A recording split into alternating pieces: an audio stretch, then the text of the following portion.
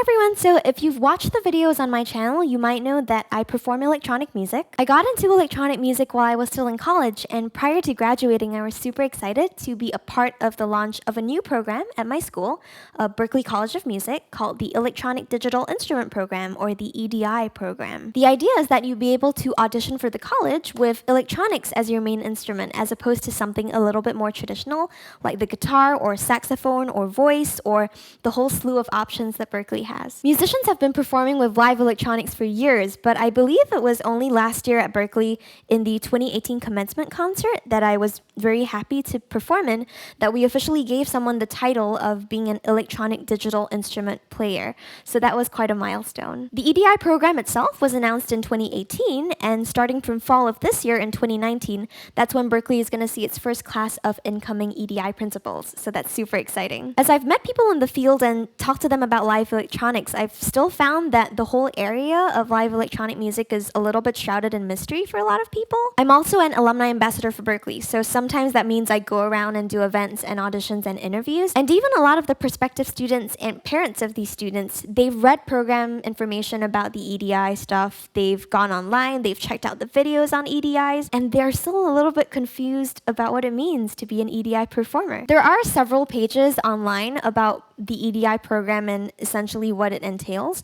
but sometimes I almost feel that it's clearer and easier to understand something when it's demonstrated to you and explained rather than just reading words off of a page. So this video series is essentially going to elaborate on a lot of the information that Berklee has already provided, but hopefully in a way that will shed light on what it means to really perform on an electronic digital instrument system. In the first part, we're going to review some of the guidelines that Berklee has on their website about being an EDI performer and their criteria for that. I'll also be referencing some of the work of two of my friends who are amazing performers and were also part of the launch of the EDI program. My first friend is Olga Kiseleva, and she performs as Olia. I almost take the electronic instrument as being a multi-instrumentalist for the new generation, for the new student. And my second friend is Jacob Johnson, and he performs as Eventuate. People can develop these performance systems that are just so expressive and dynamic and versatile in ways that haven't really been possible before. In the second part, we're going to go more in depth into some of the techniques that are listed on the Berklee website as what EDI performers should be able to do. We'll also take a look at some case studies of existing artists who do use live electronics in their own performances. You can read more info firsthand about the Electronic Digital Instrument by Berklee College of Music at berklee.edu/EDI. I'll put in some links to those pages as well, and let's get started. So here's the Berklee webpage on Electronic Digital Instrument Audition Guidelines, and I really like how the first question posed at the top of the page is, should you choose the electronic digital instrument? One thing to keep in mind about Berklee auditions, regardless of whatever instrument you're auditioning on, is that ideally you should only have one principal instrument. Just because you might be able to play some kind of live electronics doesn't necessarily mean that you should be auditioning on it, especially if you're actually a virtuoso bassist or a virtuoso violinist, for example. In my own case, I auditioned with piano as my principal instrument, even though I play the flute as well. And I think it ended up working in my favor because at the time, my piano skills were something that I was more confident in as a performer. And speaking of performance, the text right under that title describes how the EDI program is meant for musicians who perform digital instruments live in real time, and that currently this program is not able to service music producers who make music and do not perform. Just to clarify this, pressing the spacebar or play button in a program that you make music in is not performing. Did I mention that pressing the spacebar is not performing? Also, just in case I missed it, simply pressing play is not performing. I'll probably keep drilling this in, but the idea is that this is really a performance-based program with specific performance techniques involved. I've met several people who have read through these guidelines and have chosen to completely ignore this part of the EDI program's description, which is frankly a little bit frustrating. I remember that when I was about to start getting into production, someone who was already producing at the time told me, just because you're a performer doesn't mean that you can produce. Well, if we can agree on that, then just because you're a producer doesn't mean that you can necessarily perform, and it also doesn't mean that you can DJ, because that's a different skill set too. I'll be elaborating on this even more as we go along, so please bear with me. Below that, we have another note about how EDI principals must still take core music classes at Berklee, which involve theory, ear training and harmony, so you must have some fundamental training in playing a musical instrument and in music theory because you'll need to keep up with the curriculum. This is more of an anecdote, but looking back at my own Berklee experience, I did have some really amazing friends who were killing instrumentalists, and they were so good with their ears, but even they had a hard time with some aspects of the core curriculum that Berklee had. So I would argue that having a background in theory will definitely work to your advantage as an EDI principal. In the next part of the webpage, we find out a bit more about Berklee's approach and what Berklee considers an EDI system. In a nutshell, an EDI should consist of 3 components. 1, you have a computing device, and this is usually a laptop. 2, you have user-configured software, so this could be something like Ableton Live or Bitwig or Max, really any kind of software that lets you customize it for your live performances. And 3, performance controllers. I think of this as the hardware partner to the software in your computer. Very often people have more than one controller, and if you've seen my videos, then you'll know that I do have quite a few controllers that I switch between. If you'd like to find out more, I do actually have a video series called Daltric's Gear Adventures where I go into detail about each of these, and I'd love for you to check it out. So with these 3 components together, they work as one instrument, and that is your EDI. As a quick example, here is a rundown of some iterations of my EDI system that I've used in the past and in the present as well. In EDI system A, we see that my computing device is a MacBook Pro, my user-configured software is Ableton Live, and my controllers are the Samson Conspiracy and the Akai MPK Mini. And I also have a plus of a live input, and basically that's just live audio, so it could be my mic or it could be a guitar, for example. In my EDI system B, we have MacBook Pro, again, as my computing device. This time, my user-configured software is Max, and my controller is a monome grid. In EDI system C, this time the computing device is a tablet running Windows. My user-configured software is still Ableton Live because it also runs on Windows, and my controllers are the Push 2 by Ableton, as well as the quneo by Keith McMillen Instruments. Let's also take a quick look at the EDI systems of my 2 friends that I mentioned. So here's Olga, and let's take a look at her system. She's got a MacBook Pro as her computing device. She's got Ableton Live running as her user-configured software, and she has an APC40 as her controller and another keyboard controller to her right, and she's also got live input for audio. And here's Jacob and his EDI system. He's got a MacBook Pro for his computing device as well. I believe he's running Max as his user-configured software, and he's got 2 controllers, if you can see it right there. He's got the monome grid and the monome arc. Moving on through the guidelines, Berklee does offer a checklist of things that EDI performers should bring to the audition. Your computer and charger, very important. Your controllers, and they do say that there might be a 49-key MIDI controller on site at the audition venue, which is about this size, and this is my own Nektar Impact GX49. I'm honestly a strong proponent of using your own controllers though, just because when you're extensively practicing on a system that you've built and suddenly one of the components changes, it can be quite jarring, and in a high-stakes situation like an audition, it can be very stressful to perform with that. For example, if you're a cellist, sure, you could totally play on someone else's instrument, but it definitely isn't the same as your own cello. I've also been in situations where artists that I've worked with or teched for have had to use different controllers from the ones that they used for rehearsals when they're performing live shows, and sometimes this could be because the controller itself broke, or someone left it in a different location, or an airline flew it to the wrong place. Even for professional musicians, it can be very stressful too, so that's why I strongly suggest bringing your own controllers. Also bring your own cables, which is the next line, and it kind of ties into the line after that, which is bring your own audio interface or mixer. I go into audio interfaces in greater detail in one of my other videos about using audio interfaces in live performance, so if you want to, you can check that out. Otherwise, without diving in too deep, an audio interface is basically like an external sound card for your computer, so it will boost the sound capabilities of your computing device. And depending on what kind of audio interface or mixer you had exactly, the cables that you need could be different. Here's one audio interface that I use pretty frequently under my computer right here, and this is the Apogee Duet. If we look at its outputs, it actually takes 2 1/4-inch outputs. So for this, I would need 2 1/4-inch cables. And then I would get the cables from the outputs of the audio interface to the PA system, wherever that is in the room. And lastly in the list, headphones. And I would say that if you are are using headphones to monitor your sound, just be careful that your headphone cable is long enough. Sometimes that's a thing that's overlooked very easily, but it's so important because I've been in situations where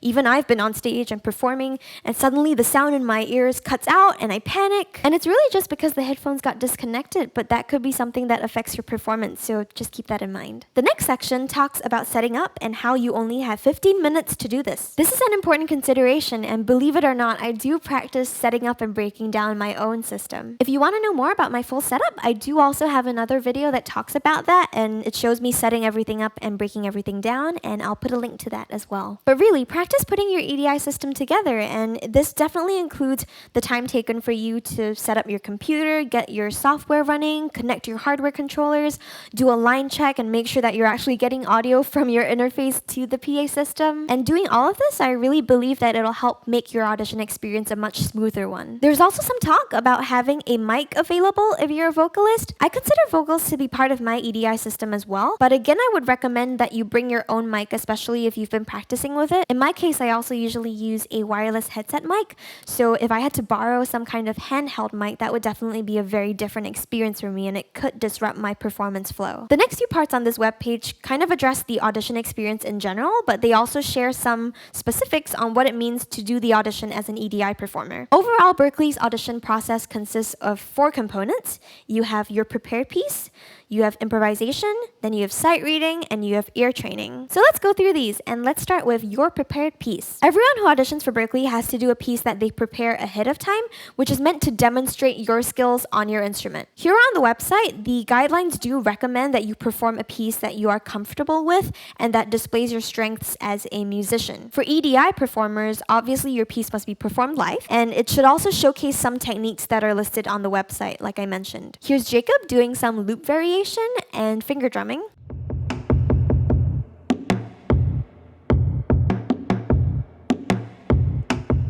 Here's a quick look at Olga demonstrating live looping.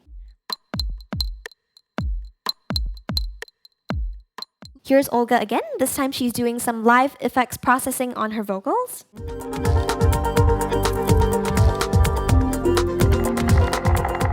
And here's a little bit of me doing some live synth playing.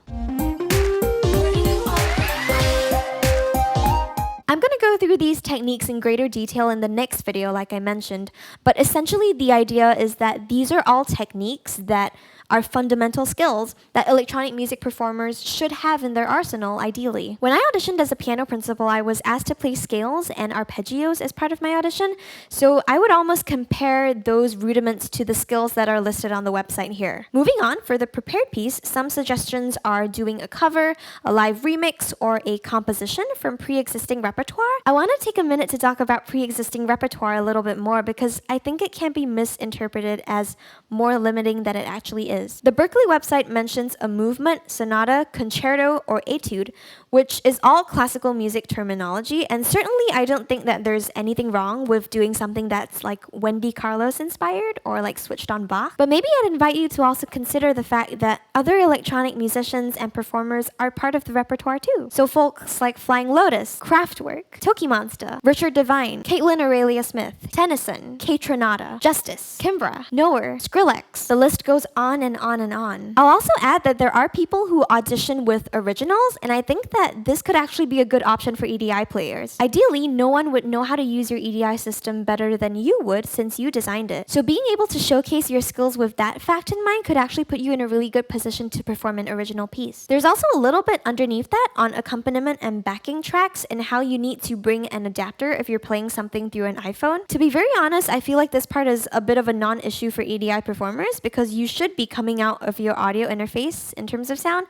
but this is good to know just in case. The next part of the audition would be improvisation, and this is really just playing over some kinds of progressions or drum beats that usually one of the professors auditioning you will facilitate, so you'll be performing alongside them. There are some great practice exercises and play-alongs on the Berklee website that you can use to rehearse this, but I'd also like to share another technique that I used for practicing electronic improvisation. Thinking a little bit back to what I mentioned about repertoire considerations, iterations, one thing I used to do was take sections of contemporary songs that I really loved, and I would loop them and play them back over and over again, and then I would play on top of them to practice improv. For example, I once did a live show that was a Disclosure tribute show, so to be able to get into that mindset and that production hit space, I basically did that for all of the Disclosure songs that I was going to perform. So White Noise, Magnets, Omen. So I would just keep looping their tracks and playing over them, and I would practice chords on keys, or I would practice doing melodies on push or programming drums in live. And this sound alike part is also something that I'll try to demonstrate in the next video, so do keep an eye out for that. The next part talks about the sight reading component of the Berklee audition,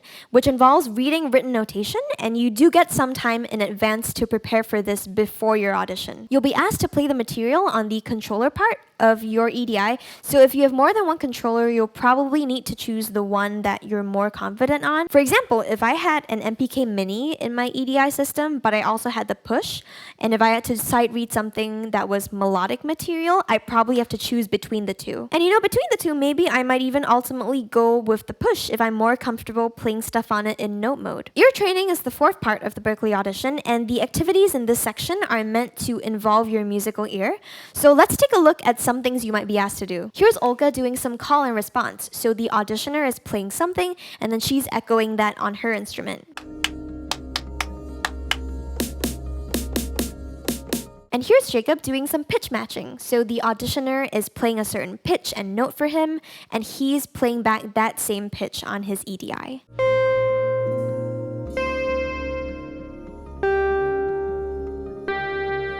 And in a part of the video that we filmed but didn't make it into the final cut, there were shots of me doing scales and arpeggios on push, which is something that you might be asked to demonstrate as well on your EDI. There's also a bit more info specifically for keyboard controller players and finger drummers. The overall idea is that if you are either of these, you could also be asked to demonstrate more techniques that are specifically related to these areas. So try to prepare some generic sounds ahead of time that you can use. And this could be something really simple, like a piano if you're a keyboardist, or even a 16-pad drum kit like an 808 or a 909 kit if you are a finger drummer. And that's pretty much it for the audition side of the guidelines. To wrap up this video, I just wanted to try to answer some of the questions that had been asked on the existing Berklee EDI videos. So here's a question. Is there any way to audition without an instrument? I produce, know all my theory, but I don't play the piano. I only use it to make music in my DAW.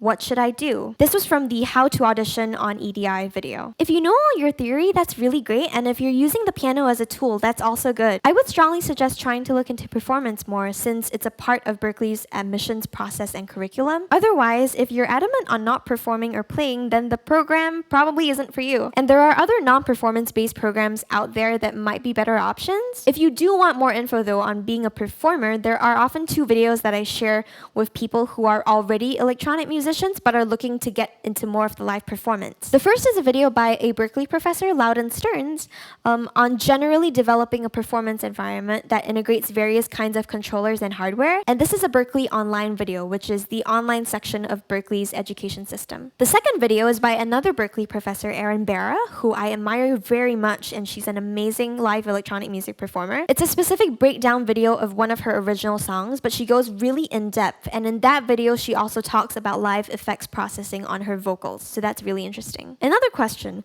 what kind of musician is that? Some kind of DJ or what? This was on my EDI version of one of my originals, Rewind, which is on Berklee's YouTube channel. That video specifically showcased me as a live electronic musician, so while I do DJ as well, I would say that one isn't a subset of the other. So that musician is an electronic digital instrumentalist or a live electronics performer. Next question, what happened to Loudon's mohawk? I would love to know the answer to this too, because Loudon is amazing and his hair was amazing as well. I'll ask him the next time I see him, and hopefully we'll get some answers. This one's more of a comment, but Berklee School of Music is awesome. Thanks. It's actually Berklee College of Music. It's an accredited institution, but thank you anyway. So yeah, that's basically it. And again, all of this information is available on the Berklee website. Look out for part 2 of this video series, where I go more in depth into the techniques that I mentioned just now for EDI performers to have. We'll take a deeper look into each of them and what it means to execute them, and I will see you next time.